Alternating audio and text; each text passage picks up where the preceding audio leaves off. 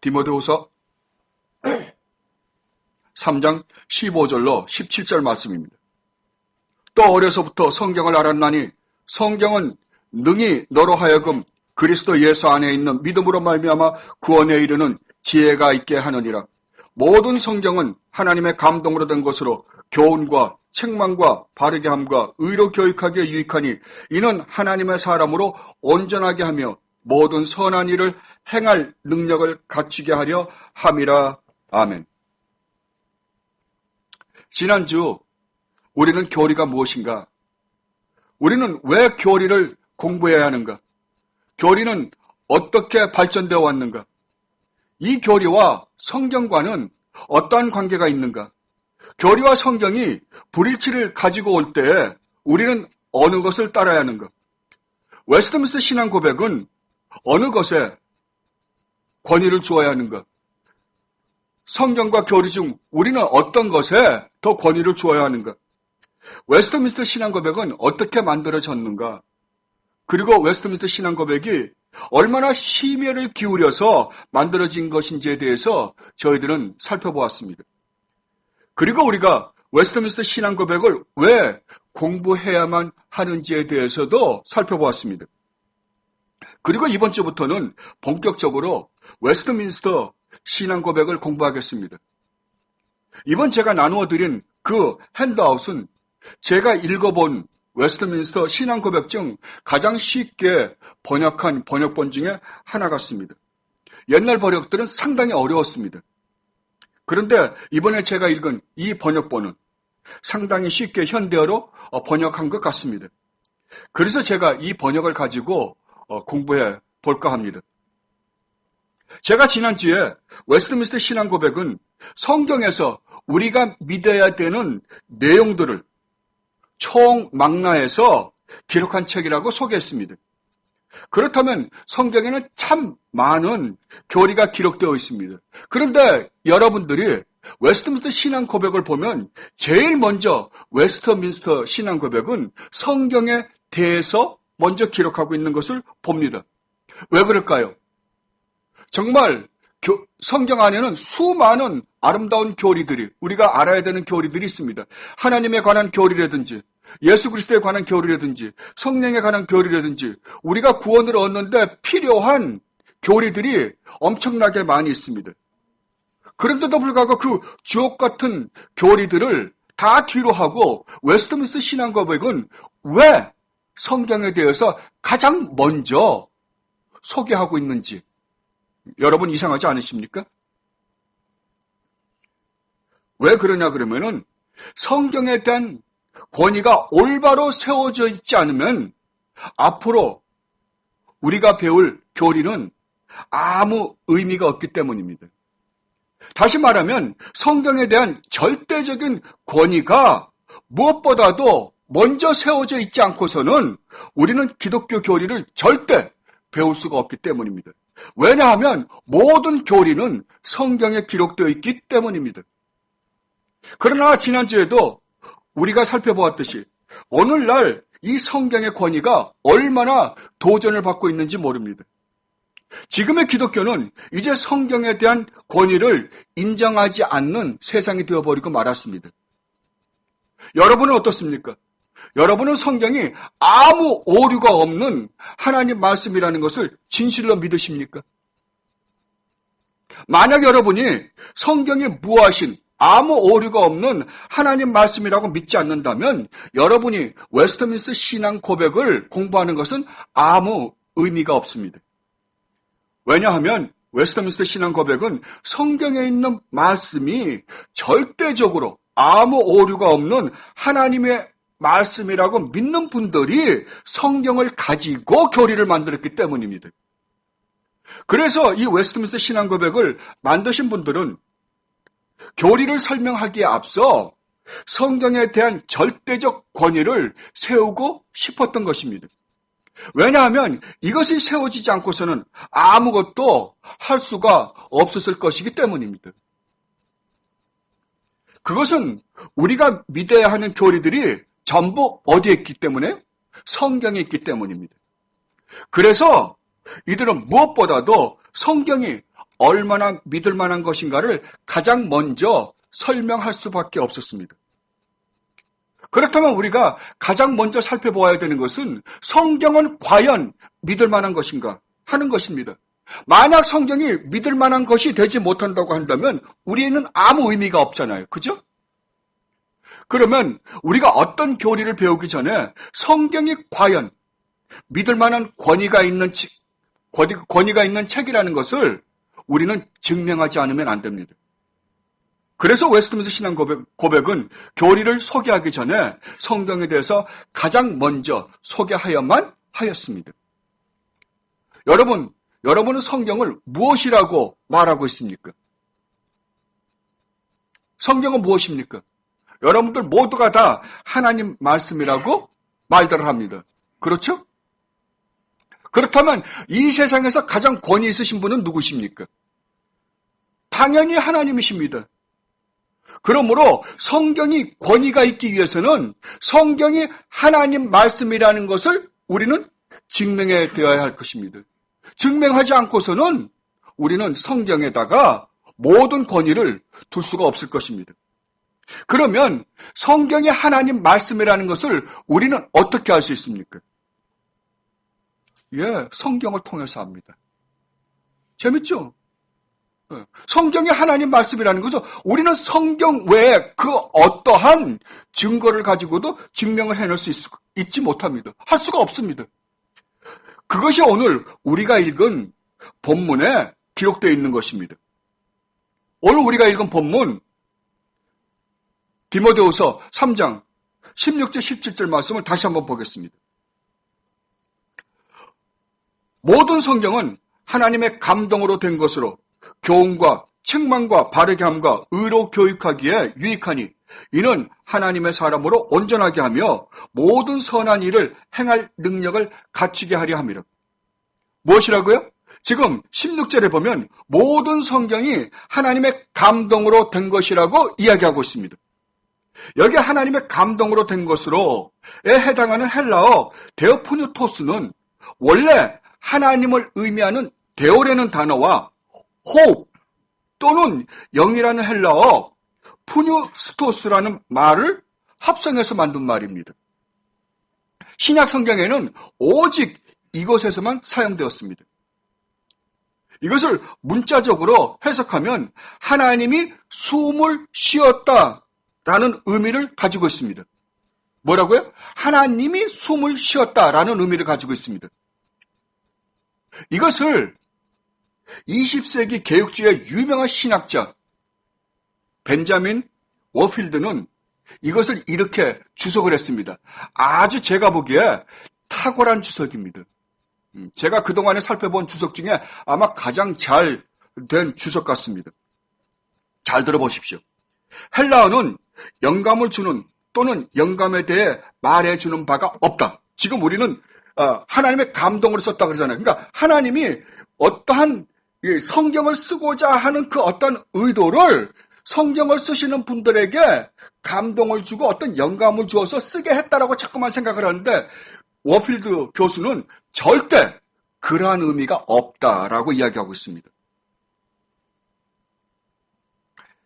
이것은 단지 샘솟는 또는 치솟음이라는 의미를 갖는다. 그 단어가 성경에 관하여 말하는 것은 하나님이 숨을 불어 넣으셨다거나 하나님이 인간 기자들에게 불어 넣어준 것의 소산물을 의미하는 것이 아니다. 그러니까 아까 제가 말씀드렸듯이 우리는 하나님의 영감으로 썼다 그러니까 하나님의 어떤 영감을 주어서 감동을 시켜서 성경을 썼다라고 생각하는데 지금 비비 워필드, 벤자민 워필드는 그렇게 해석한 게 아니라 그런 의미가 이 안에는 없다라는 말이에요. 그죠? 그러니까 우리가 얼마나 잘못 인식하고 있어요. 그죠? 이 말의 의미는 하나님이 숨을 내쉬었다라는 의미이다. 바울의 주장대로 모든 성경은 하나님의 호흡의 소산물이라고 할 때 그것은 하나님이 말씀하셨다라는 뜻을 갖고 있답니다. 사도 바울이 지금 말하고자 하는 것은 성경은 특별히 하나님의 계획된 소산물이라는 것이라고 워필드는 이야기했습니다. 제가 보기에 아주 탁월한 주석 같습니다. 이 말은 성령 하나님께서 어떤 사람에게 성경을 쓰게 하시고자 하셨을 때 하나님이 불러주는 대로 쓰지 않았지만 그들이 이 성경을 쓸 때 하나님은 하나님이 의도하신 대로, 잘 들으세요. 하나님이 의도하신 대로 이들의 글을 간섭하셨다는 것입니다. 하나님께서는 성경 저자의 인격과 교육 정도, 독특한 문체, 개인적 경험들을 고려하여 영어를 선택하고 기록하게 하여 하나님의 의도하심을 드러내게 하셨다는 것입니다. 그러니까 만약에 사도 바울에게 이것을 쓰게 하셨을 때에는 사도 바울이 가지고 있는 모든 재능을 총동원시켜서 하나님이 의도하신 것을 쓰게 하셨다는 거예요. 그리고 성령 하나님께서 영어, 문체, 표현에 이르기까지 세세하게 간섭하셨다. 이런 의미라는 겁니다. 그래서 성경이 마치 하나님인 것처럼 말하고 있으며 또 한편으로는 하나님이 마치 성경이라도 되는 듯이 말하고 있음을 보게 됩니다. 여러분들이 성경을 읽어보면 성경 자체가 마치 이 성경이 특히 구약을 신약에서 인용을 할 때 마치 성경이 하나님 자신인 것처럼 이야기할 때가 너무나 많습니다. 그러니까 성경이 하나님 말씀인지 그러니까 하나님이 말씀이신지 이게 그래서 여러분들이 요한복음 1장을 보면 태초에 말씀이 계시니라 이 말씀이 하나님과 함께 계셨으니 곧 하나님이시니라 라고 이야기한 것과 같은 의미를 가지고 있다는 겁니다. 그래서 이것을 우리는 신학적 용어로 성경의 완전 영감설 혹은 축자 영감설이라고 부릅니다. 그래서 구약에 보면 선지자들이 이렇게 말합니다. 여호와의 말씀이니라. 여호와께서 너희에게 이르시는 말씀을 들을지어다. 그러면 그 말씀이 누구예요? 여호와죠. 그죠? 하나님이 말씀하시는 거 아니에요. 그죠? 여호와께로부터 예레미야에게 임한 말씀이다. 그러니까 예레미야에게 임했는데 예레미야가 말한다면 그 말씀이 곧 누구 말씀인 거예요? 말은 예레미야가 하지만 실제는 하나님 말씀이잖아요. 그죠? 이러한 말이 모세 오경에서만도 800번 이상 나옵니다. 여러분 그런 관심을 안 둬봤죠? 저도 숫자를 보고 깜짝 놀랐습니다. 800번 이상 사용된다고 합니다. 이렇듯 구약에서는 모세와 선지자들의 말한 것이 하나님으로부터 받아 말씀하였음을 이야기하고 있습니다. 그렇다면 신약에서는 어떻습니까? 예수님의 예를 제가 한번 들어보겠습니다. 예수님이 여러분들 산상 설교를 보시면 예수님이 이렇게 말씀하십니다. 옛사람에게 말한 바 살인하지 말라. 누구든지 살인하면 심판을 받게 되리라 하였다는 것을 너희가 들었으나 나는 너희에게 이르노니 예수님이 말씀하십니다. 구약에서 선지자들이 하나님으로부터 말씀을 받아 그 내용을 이러이러하게 전했다. 그러나 나는 너희에게 이렇게 이야기한다라고 한다면 우리 주님은 지금 구약의 선지자들이 하나님으로부터 받아서 말씀하신 그 말씀과 지금 당신이 이야기하고 있는 이 말씀과 어떻게 취급하는 거예요? 동등하게 취급하고 있는 거죠. 그렇다면 복음서에 기록되어 있는 예수님의 모든 말씀은 하나님의 말씀과 동등한 권위를 가지고 있다고 우리는 생각하지 않을 수가 없습니다. 그런데 베드로도 성경에 기록된 것들이 하나님의 말씀임을 똑같이 증거하고 있습니다. 베드로전서 1장입니다. 베드로전서 1장 20절로 21절 말씀입니다. 찾으셨으면 제가 봉독해드리겠습니다. 먼저 알 것은 성경의 모든 예언은 사사로이 풀 것이 아니니 예언은 언제든지 사람의 뜻으로 낸 것이 아니요. 잘 들어보세요.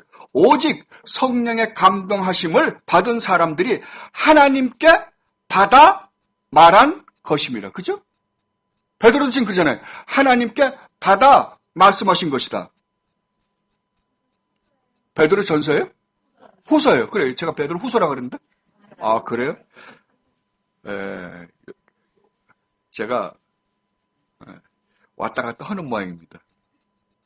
예. 그러면 다시 한번 읽어볼게요.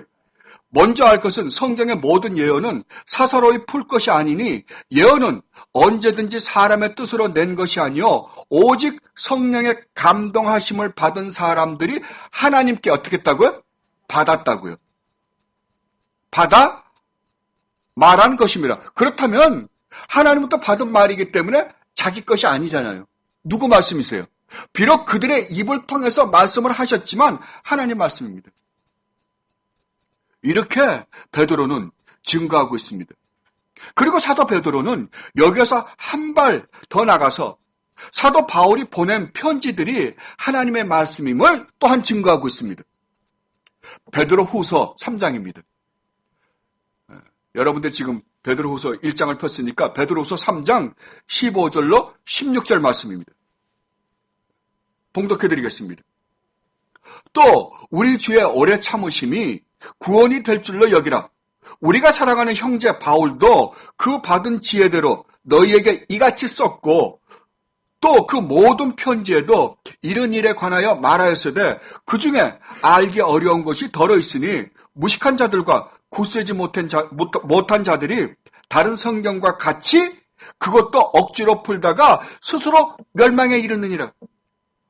지금 뭐라고요? 사도 바울의 편지도 그 중에 알기 어려운 것이 있으니 무식한 자들과 굳세지 못한 자들이 다른 성경과 같이 그것도 억지로 풀다가 스스로 멸망에 이르느니라. 그러면 사도 베드로는 지금 바울이 써낸 편지들이요. 그 편지와 지금 무엇과 비교하는 거예요? 구약의 모든 성경과 비교하는데 그것과 동등한 권위를 주고 있는 것을 우리는 봅니다. 그래서 사도 바울의 편지를 사사로이 풀지 말라고 이야기하고 있는 것입니다.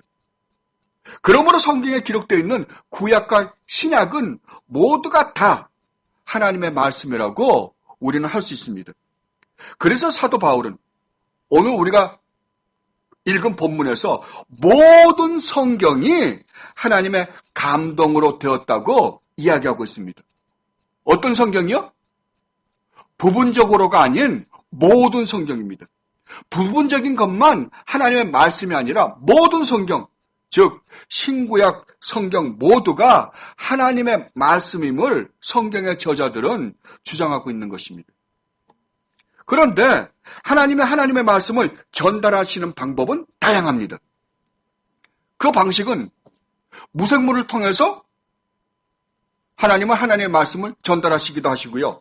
여호와의 사자나 천사를 통해서 선지자들에게 전달하기도 하시고요. 그 다음에 우리 주님이 인간의 몸을 입고 오셔서 아까 말씀하신 것처럼 그렇게 해서 말씀을 주시기도 하시고요. 하나님께서 직접 선지자들에게 말씀을 주시어서 대언하게 하시고요. 십계명을 통해서도 하나님의 말씀을 저희들에게 주시고 선지자들을 통해서 사도를 통해서 설교를 통해서 교훈을 통해서 어떤 때는 꿈을 통해서 어떤 때는 권능과 기적과 표적을 통해서 우리에게 전하셨습니다. 그러나 이러한 하나님의 계시가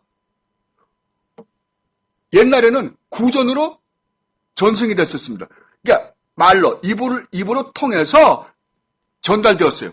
그런데 입과 입을 통해서 전달된 그것이 인간이 가지고 있는 부패성으로 말미암아 기억의 한계를 갖고 있잖아요.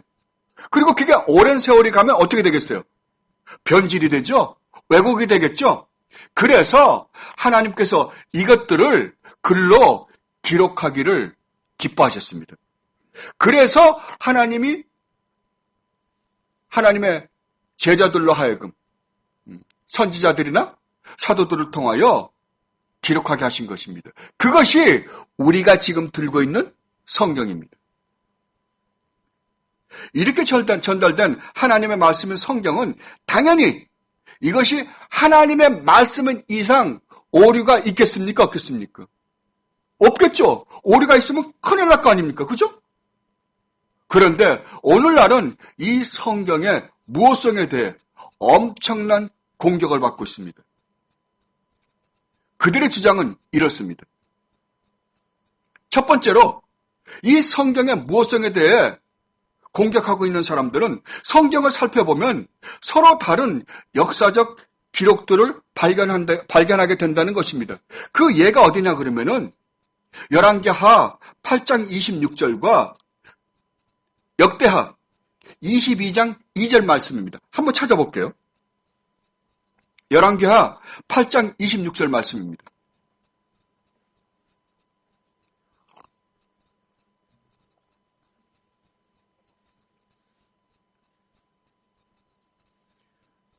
제가 읽어보겠습니다. 아하시아가 왕이 될 때에 나이가 20세라 예루살렘에서 1년을 통치하니라. 그의 어머니의 이름은 아달랴라. 이스라엘 왕 오므리의 손녀이더라.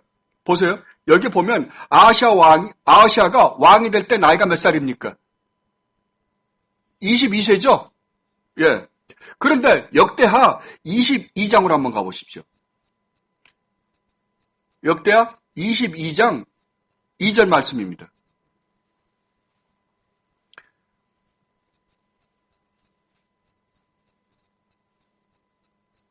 아하시아가 왕이 될 때 나이가 몇 살이에요?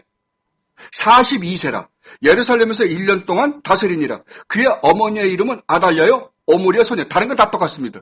근데 뭐가 달라요? 아하시아 왕이 될 때 나이가 다르잖아요. 예. 열왕기에서는 22살이라 그래놓고는 역대하에서는 42세라고 그럽니다. 그러니까 성경은 오류가 있는 책이다라고 이야기하고 있습니다. 그런데 우리가 가지고 있는 성경은 뭐예요? 필사본이죠? 원본이 아니잖아요. 필사본이지. 필사본은 먼저 아시죠? 원본이 있어요. 원본이 있는데 한 사람이 샌디에고에 살아요. 그럼 샌디에고에서 성경이 필요하잖아요. 그러면 이 원본에서 성경을 베껴가지고 샌디에고에서 사용해요. 그러면 어떤 사람은 샌디에고에 있는 성경을 베껴가지고 또 뉴욕에 가서 신앙생활을 하고 그래요. 이것을 우리가 그 베낀 원본에서 베끼고 또 원본에서 베낀 사본에서 또 베끼고 하는 것을 우리는 사본이라 그럽니다. 그걸. 그러면 여러분 한번 생각해 보세요. 여러분들이 성경을 여기 성경 써보신 분들 계세요? 성경 써보신 분들. 예.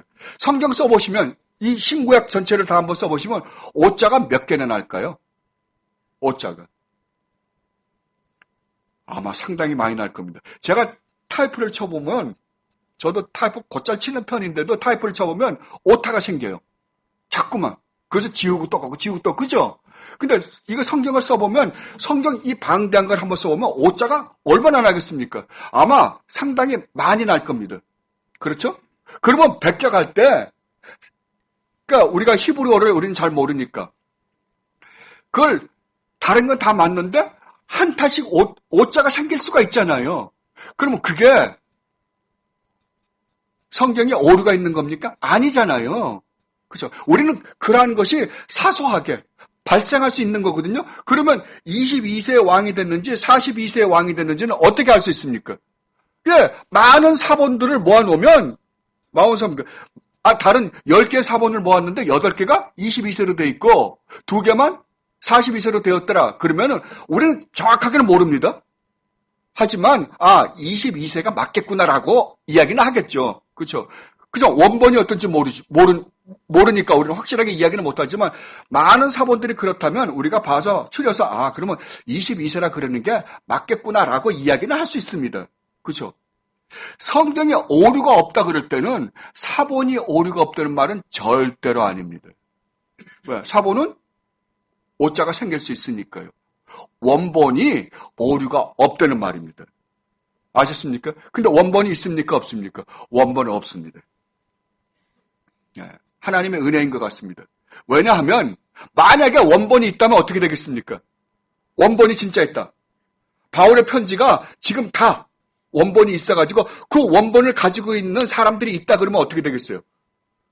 아마 기고만장할 겁니다. 그죠? 그 원본을 가지고 안 보여주고 원본이 이렇게 써져 있다 그러면 우리 꼼짝 못하는 거예요. 그죠? 근데 하나님이 참 재밌으신 분이에요. 원본은 싸그리 없애버렸습니다. 인간이 얼마나 우상화시키기를 좋아하는 줄 압니까? 이스라엘 백성들이 광야에서 하나님을 거역하다가 뱀에 물려 죽었습니다. 그때 이스라엘 백성들이 하나님이 이스라엘 백성들에게 뭘 만드셨습니까? 하나님의 재앙이 임했잖아요. 그때 하나님이 뭘 만들어라 그랬어요? 놋뱀을 만들어서 하나님이 그 놋뱀을 보고 이스라엘 백성들을 살리셨습니다. 그런데 이스라엘 백성들은 그것을 우상화시켜가지고 히스기야 왕 때까지 가지고 있었습니다. 그래서 히스기야 왕이 되면서 개혁을 일으킬 때 그것을, 그 놋뱀을 없애버렸습니다. 그렇게 우리는 우상화시키기를 좋아합니다. 근데 이러한 것을 가지고 이 사람들은 오류가 있다라고 이야기합니다. 이런 걸 오류라 그럽니까? 아니잖아요. 그리고 또 이 사람들이 주장하는 게 뭐냐 그러면은 성경에는 서로 다른 가르침을 준다는 거예요. 그 예가 뭐냐? 야고보서와 로마서에서 사도 바울의 가르침이라는 거예요. 야고보서에서는 뭐라고 가르칩니까? 행위로 구원 얻는다고 가르쳐놓고 로마서에서는 오직 믿음으로만 구원 얻는다고 가르친다는 겁니다. 그렇습니까? 그 성경을 모르는 무식한 이야기 아니에요. 그죠? 우리가 알다시피 야고보서는 무율법주의자들을 상대로 해서 믿음이라는 것은 우리가 믿음으로 구원 얻지만 믿음은 절대로 그냥 존재하지 않는다. 반드시 올바른 믿음을 가지고 있는 자들은 반드시 올바른 삶을 파생시킨다. 그런데 내가 믿음으로 구원 얻었다라고 하는 사람들이 올바른 신앙생활을 하지 않는 것을 보고 그것을 지적하고 있는 거 아니야? 지적하고 있는 것 아니에요. 그죠? 그래서 영혼이 없는 몸이 죽은 것처럼 행함이 없는 믿음은 잘못된 믿음이다 라고 가르치고자 했던 것입니다. 그렇다고 해서 사도 야고보가 행함으로 구원 얻는다는 걸 가르치는 건 아니에요. 믿음으로 구원 얻지만 믿음은 그냥 주어지는 게 아니라 올바른 믿음을 가지고 있는 자들은 분명히 올바른 행위를, 아름다운 삶을 살 수밖에 없다라는 걸 가르쳐주고 싶어서 이야기한 것입니다. 그러므로 사도 바울이 이야기한 것처럼 오직 우리가 의롭다함을 얻을 수 있는 것은, 구원을 얻을 수 있는 유일무이한 길은 믿음으로만 의롭다함을 얻습니다. 거기에 대해서 사도 야고보의 가르침을 바울이 가르치지 않는 거 아닙니다. 바울도 로마서 6장에서 분명히 가르쳤습니다. 만약에 믿음이 있다 그러고 그 행함이 나오지 않으면, 만약에 당신이 가르친 것처럼 믿음으로 우리가 구원을 얻는다고 한다면 이제 우리가 엉망진창으로 살아도 우리는 구원을 얻을 수 있지 않겠습니까? 라고 그 사람들이 생각했을 때, 바울에게 질문했을 때 바울이 뭐라 그럽니까? 로마서 6장에서 절대로 그럴 수 없느니라. 너희가 올바로 믿음을 이해하고 있다고 한다면 너희들은 절대 엉망진창으로 살아갈 수가 없다. 그러면서 6장에서 그 이유에 대해서 자세하게 설명하고 있는 것으로 봅니다. 그렇다면 사도 바울의 가르침과 사도 야고보의 가르침은 동일한 것입니다. 똑같습니다. 그런데도 이들은 그런 걸 보면 성경에 오류가 있다라고 공격을 하고 있습니다. 그리고 또 이들이 주장하는 것 중에 하나는 과학적으로 오류가 있다는 겁니다. 그게 뭐냐 그러면 성경에는 해가 뜨고 진다라고 말했다는 것입니다. 이런 걸 보면 성경이 과학적으로 오류가 있는 책이다라고 주장합니다. 그렇습니까? 그러면 여러분들은 어떻게 이야기합니까? 지구가 자전과 공전을 해서 돌고 있는 것입니다. 그렇게 이야기합니까? 아니면은 오늘 아침도 해가 동쪽에서 떴다. 그렇게 이야기하십니까? 이게 과학적으로는 틀렸잖아요. 그죠? 그렇지만 우리는 왜 해가 동쪽에서 떠서 서쪽으로 진다라고 이야기합니까? 그 모든 것을 우리가 살고 있는 우리의 입장에서 바라보기 때문에 그러잖아요. 그렇게 해야지 우리가 서로 이해하기 쉬우니까요. 그죠? 그러니까 오늘도 해가 동쪽에서 떠서 오늘도 서쪽으로 해가 졌습니다. 라고 이야기하고 있는 것입니다. 이건 오류가 아니잖아요. 성경도 대상이 누구예요? 우리잖아요. 그러니까 우리가 이해하기 쉬운 언어로 우리를 이해시키기 위해서 그렇게 표현하시는 겁니다. 그러니까 성경은 과학적인 것을 증명하는 책이 아니라고요. 그래서 여러분들이 창조과학 협회 같은 거 아주 좋은 의도입니다. 나쁘지 않습니다. 과학적으로 성경이 틀림없는, 과학적으로도 오류가 없는 책이라고 증명해 보여주고 싶어 하시는 그분들의 의도는 저도 충분히 이해합니다. 그러나 성경은 우리 보고 그런 것을 증명해달라고 해본 적이 없습니다. 그런 걸 증명하려고 자꾸만 하다 보니까 나중에 자기 오류에 자기가 빠져 들어갈 때가 너무나 많습니다. 그리고 이 사람들이 또 하나 주장하는 것은 성경에 나오는 숫자가 일치하지 않는다는 것입니다. 예를 들면 마태복음 1장의 족보를 보면 마태가 뭐라고 기록했냐 그러면은 예수님이 태어날 때 그 족보의 그 연대수를 뭐라 그러냐면 아브라함에서부터 다윗 때까지가 14대요. 다윗에서부터 바벨론 포로로 잡혀갈 때까지가 14대요. 바벨론 포로로 잡혀갔다가 예수님이 돌아와서 예수님이 태어나실 때까지가 14대라고 주장을 했습니다. 기록하고 있습니다. 그런데 여러분들이 실질적으로 창세기를 읽어보면 창세기 5장 같은데 족보를 여러분들이 살펴보면 14대입니까? 아니잖아요. 14대가 아니에요. 훨씬 더 많아요. 그러니까 성경은 오류가 있다. 오류가 있는 책이다 라고 주장하고 있습니다. 그렇습니까? 왜 마태는 지금 분명히 자기가 창세기를 알 거 아니에요. 읽었을 거 아니에요. 그런데도 불구하고 왜 예수님이 태어나신 그 연대수를 14다, 14대라고 끊었을까요? 지금 마태는 누구에게 지금 복음서를 쓰고 있습니까? 유대인으로서 유대인에게 복음서를 쓰고 있는 거 아니에요? 뭘 가르쳐 주려고요? 이분이 너희들이 그렇게도 기다리던 다윗에게 약속했던 그 다윗의 왕권을 가지고 영원히 왕이 되실 바로 그 메시아 그리스도다라는 걸 가르쳐 주려고요. 그 다윗에게 하신 언약을 성취하러 오신 바로 그분이 이분이다. 이 예수가 바로 그분이다. 라고 가르쳐 주고 싶었어요. 그래서 다윗의 이름을 알파벳으로 풀어서 숫자로 계산하면 14대입니다. 그래서 마태가 고의적으로 14대라고 썼던 것입니다. 그런데도 성경의 무호성을 믿지 않으려고 하는 자들은 이런 말도 안 되는 것들을 가지고 성경이 오류가 있다고 주장합니다. 그러나 그렇지 않습니다.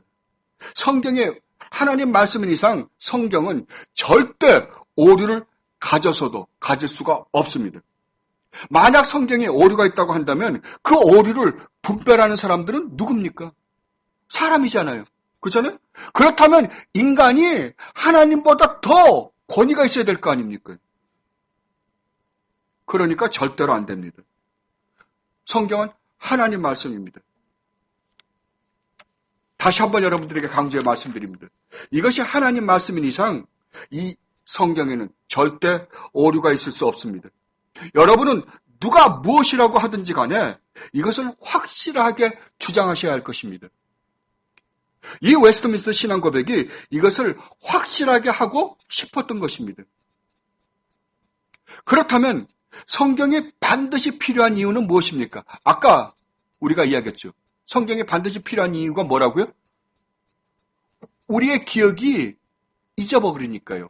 그래서 우리의 기억 때문에, 우리의 부패성과 우리의 기억 때문에 결국 성경은 오랜 세월을 거쳐서 오다 보면 왜곡되고 그 다음에 잘못될 수 있는 가능성이 많기 때문에 하나님이 성경을 우리에게 기록으로 남겨서 주시기를 기뻐하셨다라고 아까 제가 말씀드렸잖아요. 그것을 웨스트민스터 신앙고백 1장 1항에서는 이렇게 말하고 있습니다. 여러분들이 제가 나눠드린 핸드아웃을 보시기 바랍니다. 1장 1항입니다. 본성의 빛과 창조의 섭리의 사역 가운데 하나님의 선하심과 지혜와 능력이 분명하게 나타나 있어서 아무도 하나님을 모른다고 핑계할 수가 없다. 그러나 그러한 것들은 하나님과 그의 뜻을 아는 지식을 주는 데 있어서 불충분하다. 그래서 주님은 여러 시대에 그리고 여러 가지 방식으로 자신을 계시하시고 자기의 교회에 자신의 뜻을 선포하시기를 기뻐하셨으며 그 후에는 진리를 더 잘 보존하고 전파하기 위해서 그리고 육신의 부패와 사탄과 세상의 악에 대비하여 교회를 더욱 견고하게 하며 위로하시기 위해서 바로 그 진리를 온전히 기록해 두시는 것을 기뻐하셨다. 이 같은 이유로 성경이 절대적으로 필요하게 된 것이다. 그리하여 하나님께서 자기 백성에게 자신의 뜻을 직접 계시해 주시던 과거의 방식들은 이제 중단되었다. 무엇이라고요? 하나님은 본성의 빛과 창조의 섭리사역, 즉 창조물과 이 세상에서 일어나고 있는 모든 일을 통하여 하나님을 알 수 있게 계시해 놓았다는 것입니다. 이것을 신학적으로 자연계시라고 합니다. 그런데 인간이 이 자연계시를 통하여 하나님을 알기는 아는데 구원에 필요한 지식까지는 도달할 수가 없게 되었다는 것입니다. 그렇다면 우리는 하나님이 하나님의 피조물을 통하여 그리고 하나님의 창조 섭리를 통해서 하나님을 알 수 있게 허락되었는데도 불구하고 왜 우리는 하나님을 알 수 없게 되었을까요? 성경은 인간이 타락하였기 때문이라고 합니다. 인간은 타락하였기 때문에 자연 계시를 가지고는 하나님이 계신 것과 하나님이 참으로 엄청난 능력을 가지고 계시는 소유자라는 것은 어렴풋이 알 수 있습니다. 그러나 우리가 구원을 받아야 되는 존재이며 우리가 구원을 받기 위해서는 어떻게 해야 하는지에 대한 그러한 지식은 자연계시로는 절대로 알 수가 없습니다. 여러분, 자연계시를 가지고 우주 만물 창조물을 보시고 여러분 알 수 있습니까? 없습니다. 이것을 사도 바울은 자연계시의 한계성이라고 학자들은 이야기합니다. 이것을 사도 바울도 로마서 1장에서 이것에 대해서 이같이 증거하고 있는 것을 봅니다. 로마서 1장입니다.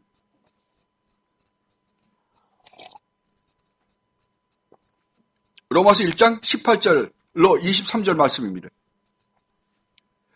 하나님의 진노로 불의로 진리를 막는 사람들의 모든 경건하지 않음과 불의에 대하여 하늘로부터 나타나나니 이는 하나님을 알만한 것이 그들 속에 보입니다. 하나님께서 이를 그들에게 보이셨느니라. 창세로부터 그에 보이지 아니하는 것들 곧 그의 영원하신 능력과 신성이 그가 만드신 만물에 분명히 보여 알려졌나니 그러므로 그들이 핑계하지 못할지니라. 하나님을 알되 하나님을 영화롭게도 아니하며 감사하지도 아니하고 오히려 그 생각이 허망하여지며 미련한 마음이 어두워졌나니 스스로 지혜 있다나 어리석게 되어 썩어지지 아니하는 하나님의 영광을 썩어질 사람과 새와 짐승과 기어다니는 동물 모양의 우상으로 바꾸었느니라. 아멘. 사도는 지금 이야기하고 있습니다. 인간은 하나님을 알만한 것이 그들 안에 있다랍니다. 그리고 하나님의 창조물을 통해서도 하나님에 대한 지식을 알 수 있다고 말하고 있습니다. 그런데 인간은 이 하나님에 대한 지식을 가지고서 하나님을 영화롭게 하는 것이 아니라 인간이 뭘 한다고요? 우상을 숭배하는데 사용한다고 합니다. 왜 그랬습니까? 인간이 타락했기 때문입니다. 타락한 인간의 눈으로 만물을 보기 때문에 인간은 만물을 온전히 평가할 수 있는 분별력이 없다는 것입니다. 이것은 여러분들이 이렇게 생각하시면 될 것입니다. 여러분들이 빨간 안경을 쓰고 세상을 보면 어떻게 보입니까? 빨갛게 보이겠죠? 예, 같은 이치입니다. 그런데 사도는 여기서 말씀을 끝내지 않고 자연까지, 성경은 자연까지 본래의 모습에서 뒤틀려져 있다고 말하고 있습니다. 창세기 3장으로 한번 가보십시오. 지금 사도 바울은 지금 이 자연 계시로는 우리가 하나님을 올바로 알 수 없다. 왜냐하면 우리가 타락했기 때문이다. 라고 이야기하는데 성경은 이 인간만이 아니라 자연까지 본래 모습에서 뒤틀려져 있다고 지금 이야기하고 있는 모습을 봅니다. 창세기 3장입니다. 3장 17절로 19절 말씀입니다. 아담에게 이르시되 내가 내 아내의 말을 듣고 내가 내게 먹지 말라 한 나무의 열매를 먹었은즉 땅은 너로 말미암아 저주를 받고 너는 내 평생에 수고하여야 그 소산을 먹으리라. 땅이 내게 가시덤불과 엉겅퀴를 낼 것이라. 내가 먹을 것은 밭의 채소인즉 내가 흙으로 돌아갈 때까지 얼굴에 땀을 흘려야 먹을 것을 먹으리니 내가 그것에서 취함을 입었습니다. 너는 흙이니 흙으로 돌아갈 것이니라 하시니라. 뭐라고요? 인간의 타락은 인간의 타락으로 끝나지 않았다는 겁니다. 인간의 타락의 결과로 뭘까지 저주를 받았다고요?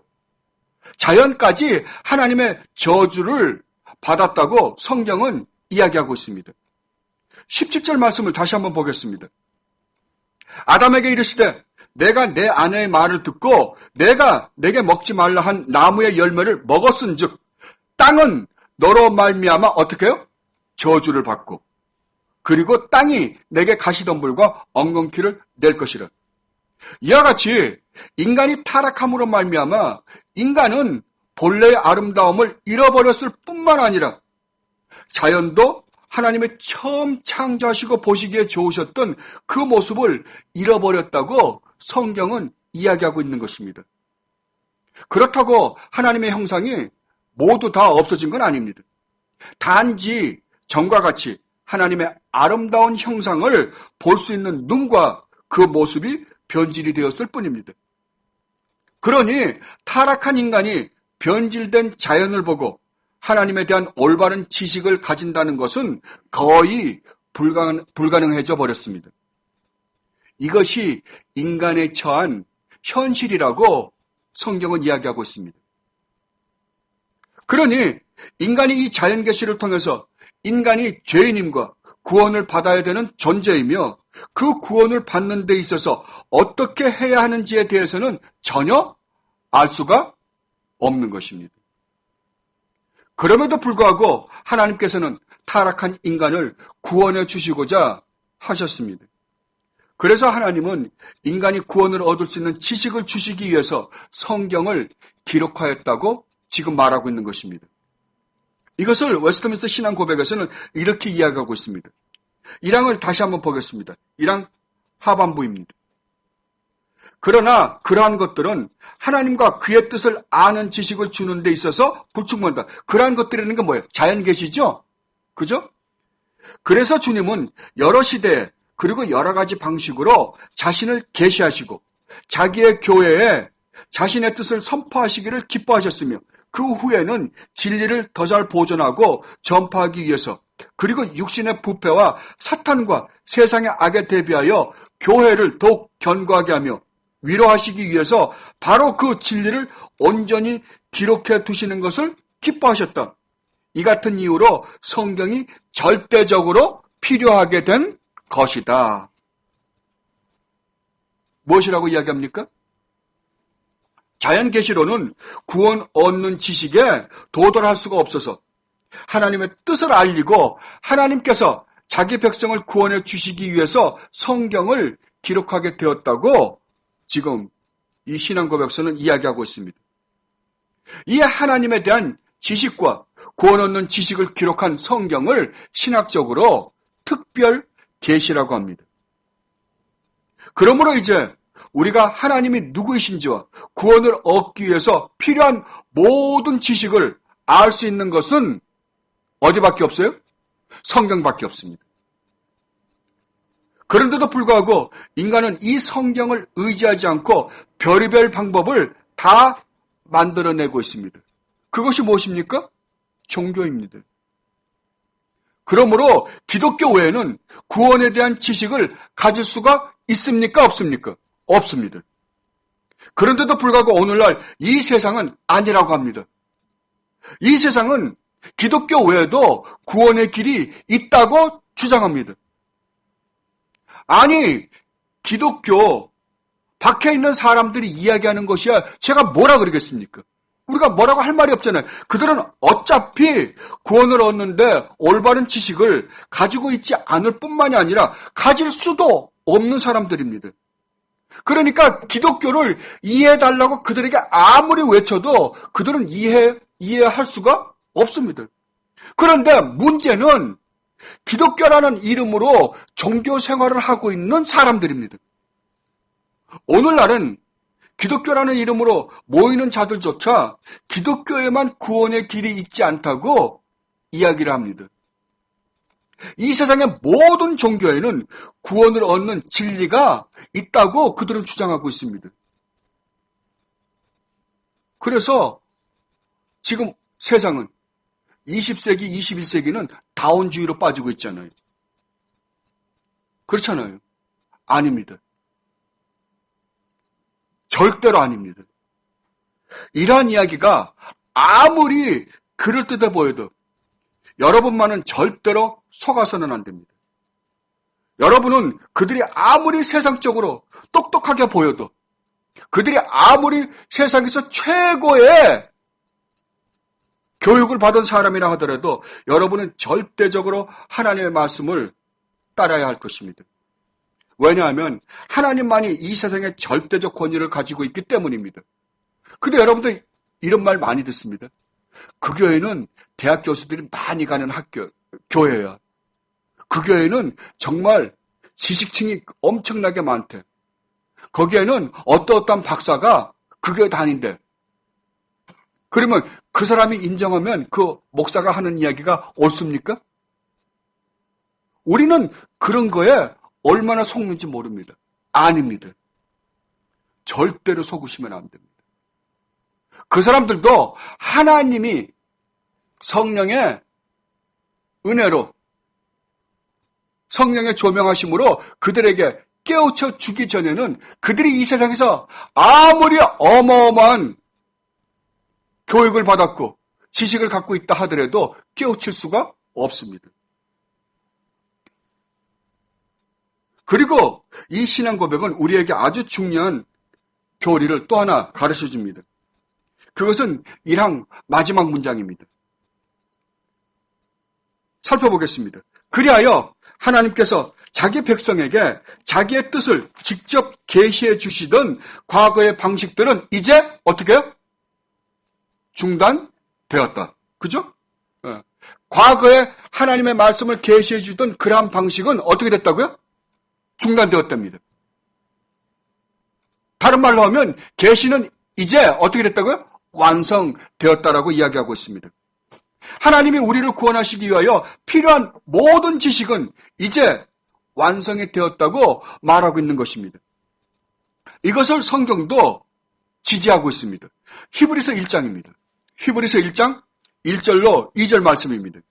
옛적에 선지자들을 통하여 여러 부분과 여러 모양으로 우리 조상들에게 말씀하신 하나님이 이 모든 날 마지막에는 아들을 통하여 우리에게 말씀하셨으니 이 아들을 만유의 상속자로 세우시고 또 그로 말미암아 모든 세계를 지으셨느니라. 지금 히브리서 기자는 말씀하고 있습니다. 옛날 즉 구약의 선지자들을 통하여 여러 부분과 여러 모양으로 말씀하셨는데 이 마지막 때에는 누구를 통해서요? 아들을 통해서 지금 마지막으로 말씀하셨다고 이야기하고 있습니다. 구약의 모든 계시는 바로 이 아들에 관한 것이었으며 이 아들이 오심으로 말미암아 우리가 구원 얻는 데 필요한 모든 지식은 이제 완성되었고 충족되었다라는 것입니다. 그러므로 이제는 더 이상의 계시가 있다 없다? 없다는 것입니다. 그런데 이것에 대해 오늘 우리가 읽은 본문만큼 자세하게 설명하고 있는 구절도 더 없을 것입니다. 오늘 우리가 읽은 본문을 다시 한번 살펴보겠습니다. 디모데후서 3장 16절 말씀입니다. 이 성경의 완전성과 충족성에 대해서 사도 바울이 어떻게 이야기하고 있는가를 보십시오. 모든 성경은, 잘 보세요. 모든 성경입니다. 하나님의 감동으로 된 것으로 교훈과 책망과 바르게 함과 의로 교육하기에 유익하다. 무엇이라고요? 이 성경은 교훈과 책망과 바르게 함과 의로 교육하기에 유익하다라고 이야기하고 있습니다. 그런데 재미있는 것은 우리 성경에는 잘 나타나 있지 않지만 헬라어 성경에는 이 교훈, 책망, 바르게 함, 의로 교육함이라는 말 앞에 프로스라는 전치사가 각각 기록되어 있습니다. 이 헬라어 프로스는 무엇을 향하여 라는 말입니다. 그렇다면 우리가 이 말을 원문대로 다시 한번 번역해 보면 모든 성경은 하나님에 의해 영감되고 교훈을 위하여, 책망을 위하여, 바르게 하게 하기 위하여, 의로 교육하게 하기 위하여 유익하기 때문에 주어졌다고 말할 수 있을 것입니다. 근데 여기서 말하는 교훈은 교리입니다. 그냥 가르침이 아닙니다. 교리입니다. 그리고 책망이라는 말의 의미는 교회의 덕을 위태롭게 만드는 일련의 이단적 사설이나 행위에 대한 심판 행위를 의미하는 말입니다. 그리고 바르게 한다는 말의 의미는 권면하여 곧은 길로 나아가도록 지도하는 일체의 행위를 말합니다. 그리고 마지막으로 의로 교육한다는 말의 의미는 정의로 교육한다는 말인데 이것은 성도들로 하여금 잘못된 교훈이나 풍조에 유혹받지 않고 항상 복음의 절대적인 기준에 굳건히 서서 나아갈 수 있도록 도와주는 것을 의미합니다. 그렇다면 우리가 이 말을 지금 다시 한번 풀어서 정리해보면, 해석해보면 모든 성경은 완전한 교리를 가르쳐주며 이단적 사설이나 행위에 대한 심판을 완전하게 할 수 있는 지식을 주며 성도들을 권면하여 곧은 길로 나아가도록 지도하며 성도들이 잘못된 교훈이나 풍조에 유혹받지 않고 항상 복음의 절대적인 기준에 굳건히 서서 나아갈 수 있게 하는 책이다 라고 이야기하고 있는 것입니다. 쉽게 이야기하면 성경은 우리가 하나님의 자녀로서 이 세상을 살아가는 데 있어서 이 세상의 풍조에 밀려다니지 않고 올바로 살아가게 하는 모든 지식과 구원을 얻는 데 필요한 모든 지식이 기록되어 있는 완전한 책이라는 이야기입니다. 그렇죠? 사도는 지금 성경의 완전성과 충족성에 대해서 이야기하고 있는 것입니다. 근데 사도 바울은 이것으로 충분할 것 같은데 여기서 끝내지 않고 17절에서 이렇게 이야기하고 있습니다. 보세요. 이는 하나님의 사람으로, 하나님의 사람은 누구겠어요?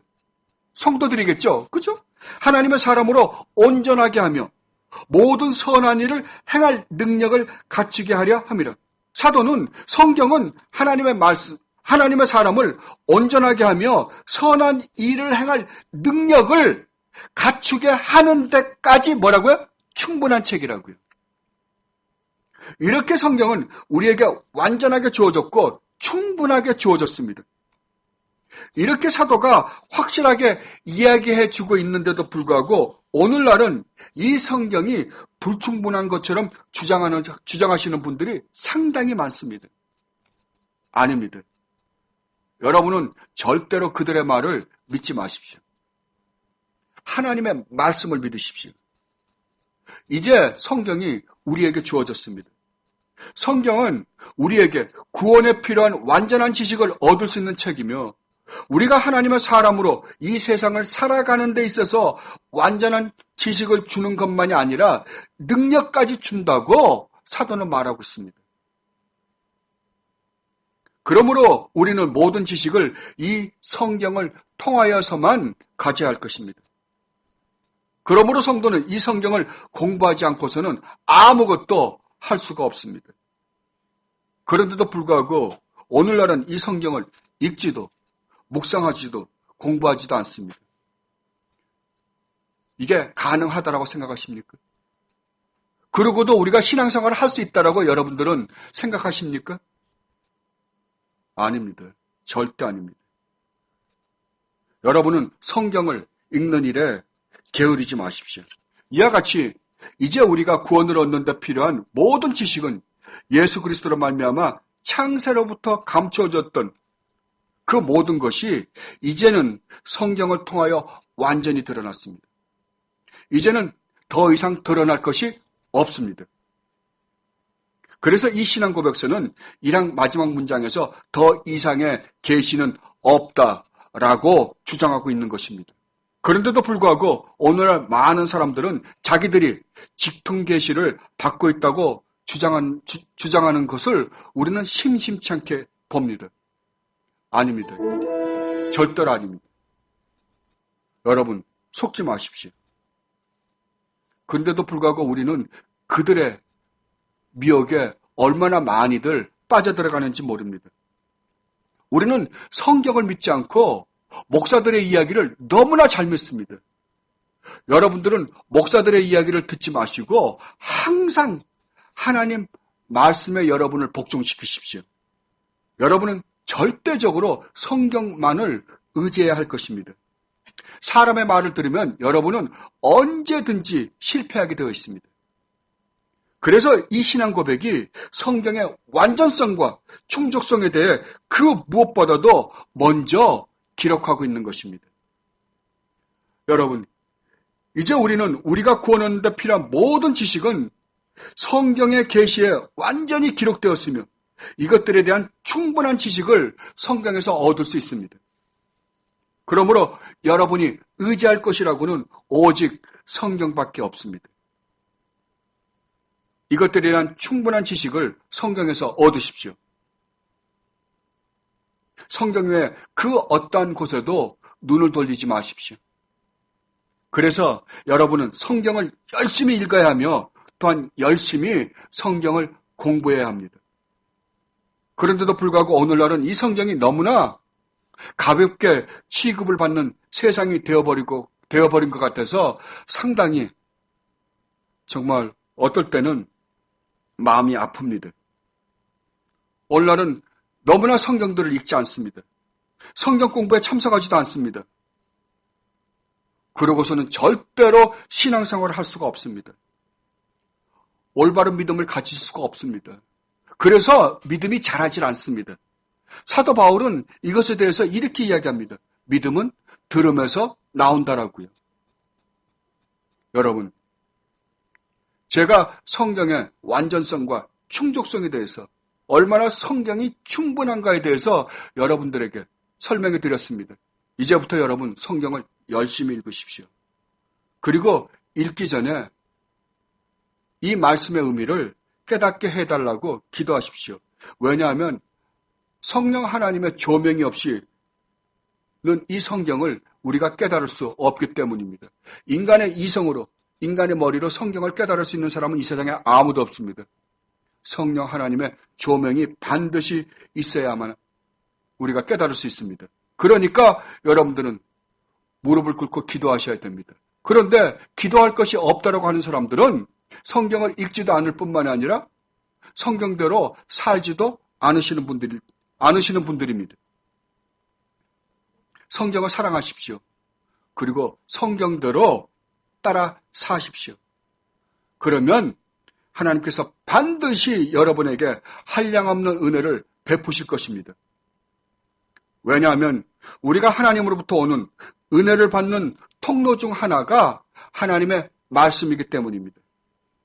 이 하나님의 말씀을 열심히 읽고 하나님에 대한 지식이 자라가며 주님이 이 땅에 우리를 위하여 오셔서 하신 일의 엄청난 축복과 우리에게 주어진 구원의 축복의 넓이와 깊이와 높이와 길이를 더욱더 깨달아 하나님의 기쁨이 되시고 하나님을 찬양하는 여러분들이 되시기를 진심으로 바랍니다.